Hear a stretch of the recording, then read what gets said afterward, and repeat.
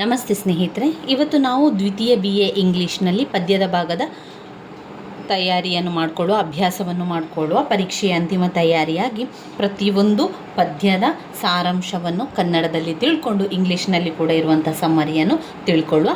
ಈಗಾಗಲೇ ನಾವು William Shakespeare ಅವರ Polonius advice to his son ತಿಳ್ಕೊಂಡಿದ್ದೇವೆ. ಇವತ್ತು ಬೆನ್ ಜಾನ್ಸನ್ ಅವರ ಟು ಸೆಲಿಯಾ ಇದರ ಒಂದು ಸಾರಾಂಶವನ್ನು ತಿಳ್ಕೊಳ್ಳುವ. ಬೆನ್ ಜಾನ್ಸನ್ ಬರೆದಿರುವಂತಹ ಒಂದು ಕವಿತೆ ಟು ಸೆಲಿಯಾ. ಯಾರಿಗೆ? ಟು ಸೆಲಿಯನಿಗೆ ಬರೆದಿರುವಂತಹ ಒಂದು ಪದ್ಯ ಆಗಿದೆ. ಅದು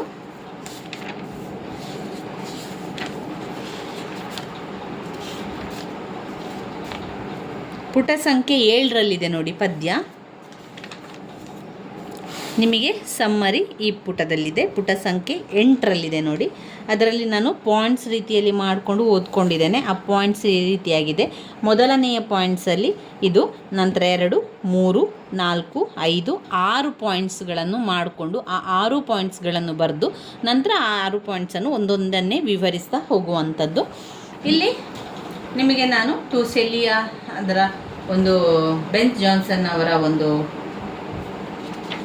ಪದ್ಯದ ಸಾರಾಂಶವನ್ನು ನಾನು ನಿಮಗೆ ಕನ್ನಡದಲ್ಲಿ ತಿಳಿಸ್ತಾ ಹೋಗ್ತಾನೆ. ಇಲ್ಲಿ ಲೇಖಕರು ಅವರ ಪ್ರಿಯತಮೆಗೆ ಬರೆದಿರುವಂತಹ, ಅದು ಟು ಸೆಲಿಯನಿಗೋಸ್ಕರ ಬರೆದಿರುವಂತಹ ಒಂದು ಪದ್ಯ ಅಂತ ಹೇಳ್ಬೋದು.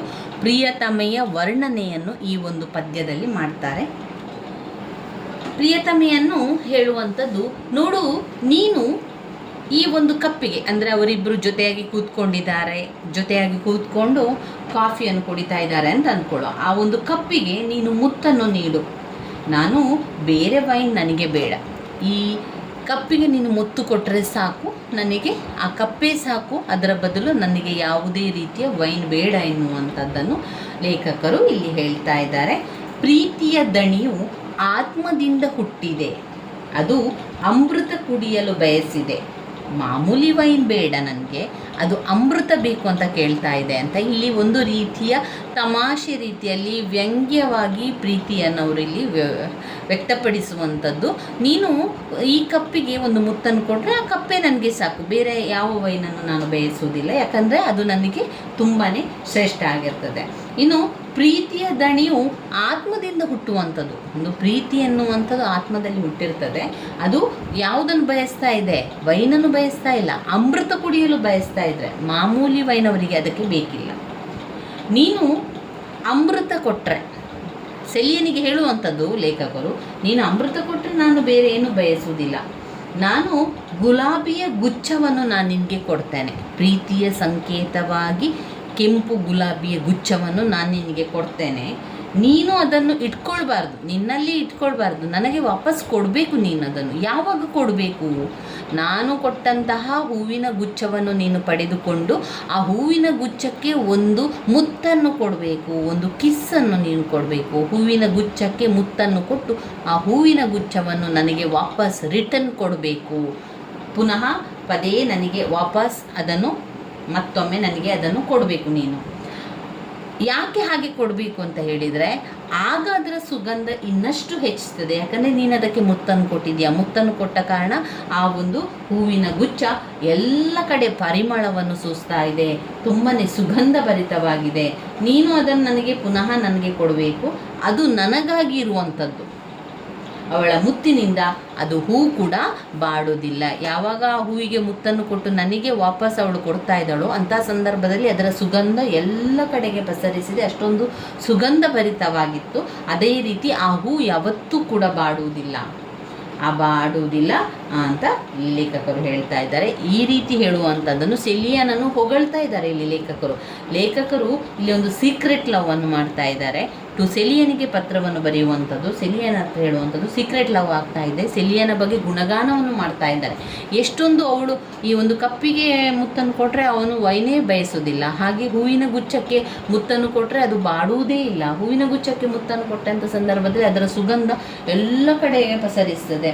ಆಮೇಲೆ ಅಮೃತವನ್ನು ಬಯಸುವಂಥದ್ದು, ಅವಳು ಅಮೃತವನ್ನು ಕೊಟ್ಟರೆ ಬೇರೆ ಯಾವುದನ್ನು ಕೂಡ ಅವನು ಬಯಸುವುದಿಲ್ಲ. ಈ ರೀತಿಯಾಗಿ ಅವಳನ್ನು ಹೊಗಳುವಂಥದ್ದು. ಇಲ್ಲಿ ಪಾಯಿಂಟ್ಸ್ ರೀತಿಯಲ್ಲಿ ನಾವು ನೋಡುವುದಾದರೆ ಒಟ್ಟು 6 ಪಾಯಿಂಟ್ಸ್ಗಳಿದೆ. ಒಂದು, kiss in the cup and will not look for wine. Point number 2, he want to taste a divine drink, not ordinary wine. He want to taste divine drink and not ordinary drink. ಎರಡನೇ point. ಮೂರನೇ ಪಾಯಿಂಟಲ್ಲಿ he gave roses and she returned them. He gave roses and returned them. ಆಮೇಲೆ 4, she want to give kiss to roses so that he spread the fragrance of the Celia's kiss. ಶೆಲಿಯ ನೀಡಿರುವಂತಹ ಕಿಸ್ಸಿಂದಾಗಿ ಅದರ fragrance, ಅದರ ಪರಿಮಳ, ಸುಗಂಧ ಎಲ್ಲ ಕಡೆಗೆ ಕೂಡ ಹಬ್ಬಿರುವಂಥದ್ದನ್ನು ನೀವು ಕಾಣ್ಬೋದಾಗಿದೆ.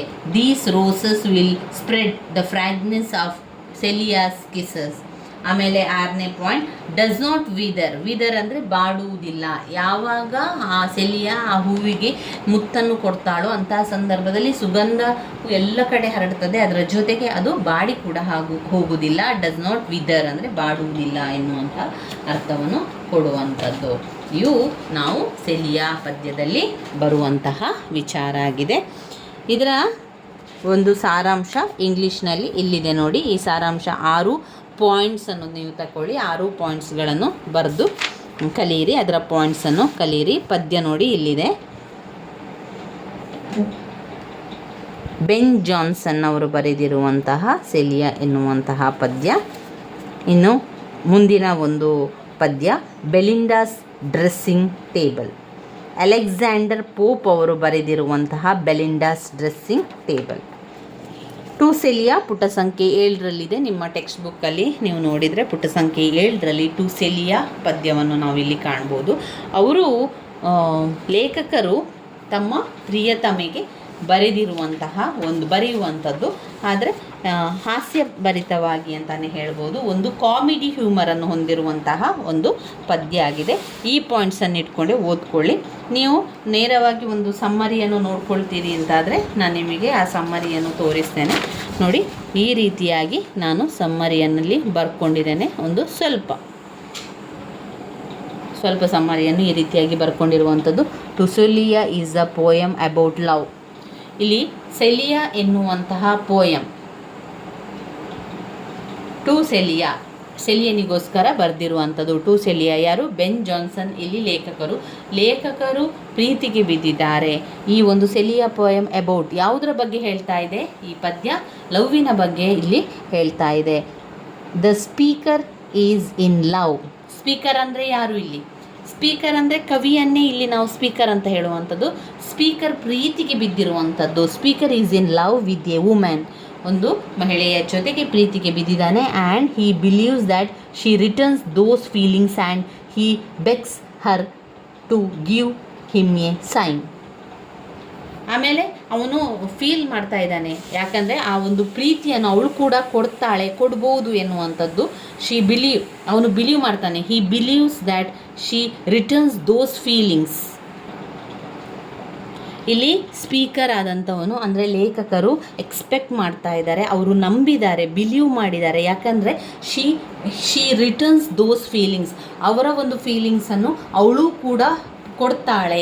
ಆ ಒಂದು ಫೀಲಿಂಗನ್ನು, ಆ ಒಂದು ಪ್ರೀತಿಯ ಬಗ್ಗೆ ಅವಳು ಕೂಡ ಹೇಳ್ತಾಳೆ ಎನ್ನುವಂಥ ನಂಬಿಕೆ ಅವರಲ್ಲಿತ್ತು.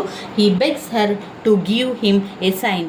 ಅವರು ಬೆಗ್ ಮಾಡುವಂಥದ್ದು, ಬೇಡಿಕೊಳ್ಳುವಂಥದ್ದು, ನನಗೆ ನಿನ್ನ ಒಂದು ಸಹಿ ಬೇಕು ಎನ್ನುವಂಥ ಬೇಡಿಕೊಳ್ಳುವಂಥದ್ದು. He sent the women in the poem Celia flowers but she returns them. ಅದನ್ನು ಅವಳಿಗೆ ಅವರು ಹೂವಿನ ಗುಚ್ಛವನ್ನು ಕೊಟ್ಟಿದ್ದಾರೆ. ಯಾರು? ಸ್ಪೀಕರ್ ಆದಂಥವ್ರು. ಸ್ಪೀಕರ್ ಅಂದರೆ ಲೇಖಕರಲ್ಲಿ ಹೂವಿನ ಗುಚ್ಛವನ್ನು ಕೊಟ್ಟಿದ್ದಾರೆ. ಆ ಹೂವಿನ ಗುಚ್ಛವನ್ನು ಅವಳು ಇಟ್ಕೊಳ್ಳಲಿಲ್ಲ, ಆದರೆ ಅದನ್ನೇನು ಮಾಡಿದ್ದಾಳೆ? But she returns them. ಅದನ್ನು ರಿಟರ್ನ್ ಮಾಡಿದ್ದಾಳೆ. ಅಂದರೆ ಒಂದರ್ಥದಲ್ಲಿ ಅವಳಿಗೆ ಬೇಡ, ಅವಳು ಅಪೋಸ್ ಮಾಡಿರುವಂಥದ್ದು. ಒಂದರ್ಥದಲ್ಲಿ ಅವಳು ವಾಪಸ್ ಕೊಟ್ಟಿದ್ದಾಳೆ. ಕಾರಣ ಏನು ಅಂತಂದರೆ ಇಲ್ಲಿ ಸ್ಪೀಕರ್ ಹೇಳಿರ್ತಾನೆ, ನಾನು ನಿನಗೆ ಹೂವಿನ ಗುಚ್ಛವನ್ನು ಕೊಡ್ತೇನೆ, ಆ ಹೂವಿನ ಗುಚ್ಛ ನನಗೆ ವಾಪಸ್ ಬೇಕು. ಯಾಕೆ ಬೇಕು ಅಂತ ಹೇಳಿದರೆ, ಆ ಹೂವಿನ ಗುಚ್ಛಕ್ಕೆ ನೀನೊಂದು ಮುತ್ತನ್ನು ಕೊಡಬೇಕು. ಮುತ್ತನ್ನು ಕೊಟ್ಟು ನನಗೆ ಅದನ್ನು ವಾಪಸ್ ಕೊಡಬೇಕು. ಅದು ನಿನ್ನಲ್ಲಿರುವಂಥದ್ದಲ್ಲ, ಅದು ನಾನು ಇಟ್ಕೊಳ್ಳುವಂಥದ್ದು, ನನಗೆ ಬೇಕು ಅಂತ ಕೇಳ್ಕೊಳ್ಳುವಂಥದ್ದು. ಯಾಕೆ ಸೆಲಿಯನ ಹತ್ರ ಅವನು ಲೇಖಕರು ಮುತ್ತನ್ನು ಕೊಡಬೇಕು ಅಂತ ಹೇಳ್ತಾ ಇದ್ದಾನೆ ಅಂದರೆ, ಆ ಒಂದು ಹೂವಿನ ಗುಚ್ಛಕ್ಕೆ ಮುತ್ತನ್ನು ಕೊಟ್ಟರೆ ಅದರಲ್ಲಿ ಇರುವಂತಹ ಪರಿಮಳ ಎಲ್ಲ ಕಡೆಗೆ ಹಬ್ಬುತ್ತದೆ ಎನ್ನುವಂಥದ್ದು. ಹಾಗೆ ಅದರ ಜೊತೆಗೆ ಆ ಒಂದು ಹೂ ಯಾವತ್ತೂ ಬಾಡಿ ಹೋಗುವುದಿಲ್ಲ ಎನ್ನುವಂತಹ ನಂಬಿಕೆ ಇಲ್ಲಿ ಲೇಖಕರದ್ದಾಗಿತ್ತು. ಈ ರೀತಿಯಾಗಿ ವಿಷಯ ಮುಂದುವರಿತಾ ಹೋಗ್ತದೆ. However the speaker does not see this as a rejection. ಇಲ್ಲಿ ಅವಳು ಒಂದು ಲೆಕ್ಕದಲ್ಲಿ ಸೆಲಿಯಾ ಏನಾಗಿದೆ, ರಿಜೆಕ್ಟ್ ಮಾಡಿದ್ದಾಳೆ.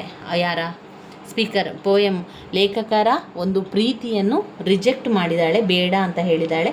ಹಿ thinks that she breathed on to the flower for him to enjoy the smell. To Celia, the speaker asked the woman that he loves to give him so sign that she returns his feelings. He asked her to drink to me only with thin eyes or to leave kiss but in the cup. He write that if he would not trade the woman's love for even that of love, the king of the ancient Roman gods, who is the Roman equivalent of the Greek god Jesu. ಇಲ್ಲಿ ಲೇಖಕರೇನು ಅಭಿಪ್ರಾಯಪಟ್ಟರು ಅಂತ ಹೇಳಿದರೆ, ಲೇಖಕರು ಹೂವಿನ ಗುಚ್ಛವನ್ನು ಕೊಟ್ಟಾಗ ಅದಲ್ಲಿಗೆ ಮುತ್ತನ್ನು ಕೊಟ್ಟು ಅವಳು ವಾಪಸ್ ಕಳಿಸಿದರೆ ಆ ಒಂದು ಪರಿಮಳ ಎಲ್ಲ ಕಡೆ ಹರಡ್ತದೆ. ಹಾಗೆ ಅದರಿಂದಾಗಿ ಒಂದು ಪರಿಮಳ ಎಲ್ಲ ಕಡೆ ಹರಡ್ತದೆ, ಆಮೇಲೆ ಆ ಹೂ ಬಾಡಿ ಹೋಗುವುದಿಲ್ಲ ಅಂತ. ಆದರೆ ಸೆಲಿಯಾ ಹಾಗೆ ಮಾಡಲಿಲ್ಲ. ಸೆಲಿಯಾ ಲವನ್ನು ರಿಜೆಕ್ಟ್ ಮಾಡ್ತಾಳೆ. ಆ ಹೂವನ್ನು ಅವಳು ತಗೊಳ್ಳೋದಿಲ್ಲ, ಅವಳು ವಾಪಸ್ ಕೊಡ್ತಾಳೆ. ಹಾಗೆ ಯಾವುದೇ ರೀತಿಯ ಮುತ್ತನ್ನು ಕೊಡೋದಿಲ್ಲ. ಅವನು ಬೆಗ್ ಮಾಡ್ತಾನೆ, ಒಂದು ಸೈನ್ ಕೊಡು ಅಂತ. ಆ ಸೈನನ್ನು ಹಾಕ್ತಾಳೆ ಅಷ್ಟೇ ಹೊರತು ಅವಳಿಗೆ ಯಾವುದೇ ರೀತಿಯ ಫೀಲಿಂಗ್ಸ್ ಇಲ್ಲ. ಇಲ್ಲಿ ಲೇಖಕರು ಅನ್ನಿಸಿಕೊಳ್ಳುವಂಥದ್ದು ಆ ಫೀಲಿಂಗ್ಸೇ ನನಗೆ ವಾಪಸ್ ಸಿಗ್ತದೆ ಅನ್ನುವಂಥ ನಂಬಿಕೆಯಲ್ಲಿ ಲೇಖಕರು ಇರುವಂಥದ್ದನ್ನು ಕಾಣ್ಬೋದು. ಇವಿಷ್ಟು ಈ ಸೆಲಿಯಾ ಟು ಸೆಲಿಯಾ ಪದ್ಯದಲ್ಲಿ ಬರುವಂಥದ್ದು. ಮುಂದಿನ ಪದ್ಯ